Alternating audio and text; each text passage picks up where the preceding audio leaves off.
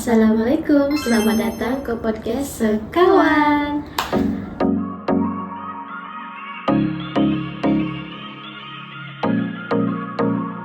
Saya Shaina Liani. Saya Nabila. Kami berdua akan membincangkan topik yang semakin hari semakin meluas, yaitu isu berita palsu. Boleh beritahu saya apa topik utama? Topik utama kita adalah pempengaruh Malaysia menyebarkan berita palsu. Menarik. Saya akan memberikan sedikit pengenalan, yaitu tidak heran lagi kerana media sosial merupakan platform yang semakin hari semakin meluas di tengah-tengah perkembangan ini. Lalu munculnya golongan yang lebih dikenali sebagai pempengaruh. Walau bagaimanapun, tidak semua maklumat yang disampaikan oleh mereka adalah sahih dan tepat. Betul tuh Shaina, ini sangat membimbangkan bagi masyarakat dan negara kita. Oh, begitu. Terdapat juga segelintir pempengaruh yang secara sengaja atau tidak menyebarkan berita palsu, Nabila. Sama ada untuk meraih perhatian, keuntungan pribadi, atau disebabkan kurangnya kesadaran terhadap pentingnya fakta. Oke, Nabila.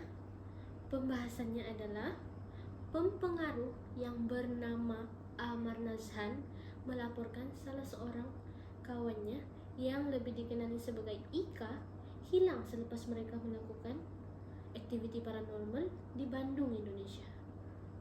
Tak lama kemudian mereka turut melaporkan ini kepada polis di Indonesia dan memberikan pengesahan bahwa kejadian tersebut adalah berita palsu. Lalu berita ini tersebar ketika mereka sedang melakukan live di TikTok. Tidak lain tidak bukan, netizen lalu mewar-warkan berita palsu itu. Nampaknya berita palsu ini semakin menjadi-jadi di negara kita. Bagi pendapat Nabila, cadangan apa yang boleh Nabila berikan? Cadangan saya ialah pendidikan dan literasi media. Hal ini wajib kepada pempengaruh yang mempunyai literasi media, terutamanya jumlah pengikut yang besar. Pihak berwajib turut mampu mengadakan kempen semak sebelum sebar secara konsisten di semua platform sosial, contohnya TikTok, Instagram, dan Facebook. Ini akan menjadi satu galakan untuk bekerja sama dengan agensi seperti MC agar pempengaruh akan lebih terdidik dengan etika digital dan bahayanya berita palsu ini. Oh, bagi kamu pendidikan dan literasi media itu turut penting? Iya betul Shaina. Bagi cadangan saya pula, penguatkuasaan undang-undang turut menjadi cadangan yang boleh diguna pakai. Ini karena ini boleh diperkenalkan atau dikuatkuasakan sebagai akta atau garis panduan untuk pempengaruh. Perkara ini boleh menjadi kod kelakuan pempengaruh. Dengan hal ini dapat menggariskan etika untuk pencipta kandungan dan memastikan ketulusan, kejujuran, dan menekankan kepentingan bagi mendedahkan kandungan yang ditaja. Bagi mengelakkan dan mengelirukan, ini dapat juga menghormati penglibatan khalayak. Aspek utama termasuk ialah kejujuran, keadilan, ketulusan, dan pematuhan kepada rangka kerja undang-undang dan kawal sedia. Dengan meletakkan undang-undang, pihak berwajib boleh mengenakan tindakan kepada mereka yang menyebarkan atau membuat berita palsu ini. Dengan meletakkan undang-undang, pihak berwajib boleh mengenakan tindakan kepada mereka yang menyebar atau membuat berita palsu. Ini akan menyebabkan tercetusnya penipuan dan akan mengakibatkan rasa panik kepada masyarakat dan Malaysia.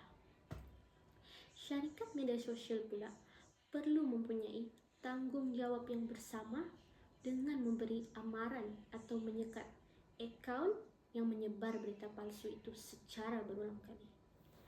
Selain itu, tanggung jawab melalui platform dan agensi iklan. Ini karena syarikat yang menggunakan pempengaruh untuk mempromosikan jenama mereka perlulah menyaring latar belakang mereka terlebih dahulu. Hal ini bertujuan untuk memastikan meskipun berlakunya case ke atas pempengaruh yang digunakan, syarikat itu dapat melindungi reputasi jenama melalui saringan latar belakang. Melalui saringan latar belakang ini dapat membantu syarikat mengelakkan kerjasama dengan influencer yang pernah terlibat dalam kontroversi. Tidak kiralah mau lelaki kah perempuan.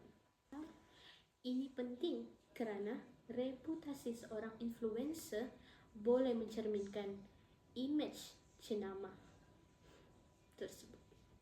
Lalu, agensi pengiklanan turut memainkan peranan karena agensi perlu memboikot atau memutuskan kontrak jika pempengaruh didapati menyebarkan berita palsu. Agensi yang mengambil pempengaruh haruslah digalakkan. Agensi yang mengambil pempengaruh haruslah digalakkan memiliki sijil atau pengiktirafan pempengaruh beretika oleh badan rasmi, yaitu NGO. Seterusnya, saya turut mempunyai cadangan yang lain, yaitu penglibatan komuniti dan pengikut. Kerajaan haruslah mewujudkan budaya di mana pengikut lebih kritikal dan berani menegur pempengaruh secara berhemat, tapi ini karena galakan pengikut mampu melaporkan kandungan palsu kepada platform seperti TikTok, Facebook, Instagram, dan kepada pihak berkuasa. Pengikut juga turut mempunyai tanggung jawab yang sama untuk mencegah berita palsu. Kerajaan perlulah menjadikan ini sebagai norma baru, yaitu semak fakta atau tidak pasti jangan kongsi. Contohnya, berkongsi semula semakan daripada MyCheck atau sebenarnya.my dan MyPortal untuk semakan yang resmi. Bagaimana pula dengan Nabila? Sebagai langkah untuk menghargai peranan pengaruh dalam menyampaikan maklumat yang tepat, penganugerahan dan pengiktirafan wajar diberikan kepada mereka yang konsisten menghasilkan kandungan beretika dan berasaskan fakta. Inisiatif ini bukan sahaja dapat mengangkat martabat penyampai maklumat, malah menggalakkan penyebaran kandungan yang bertanggung jawab. Bagi memperkukuhkan usaha ini, label pempengaruh bertanggung jawab boleh diwujudkan sebagai bentuk insentif moral. Satu, pengiktirafan simbolik yang mendorong pempengaruh untuk terus kekal beretika dan berintegriti dalam setiap perkongsian mereka.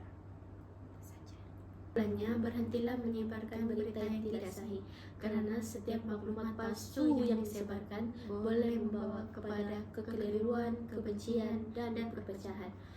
Mungkin bagi Anda ia hanya satu perkongsian, tetapi bagi orang lain ia boleh merosakkan nama baik, keselamatan, dan keharmonian masyarakat. Dan ingatlah, mereka yang tidak menyaring maklumat akan menjadi mangsa kepada yang memanipulasinya. Sekian dari kami, terima kasih.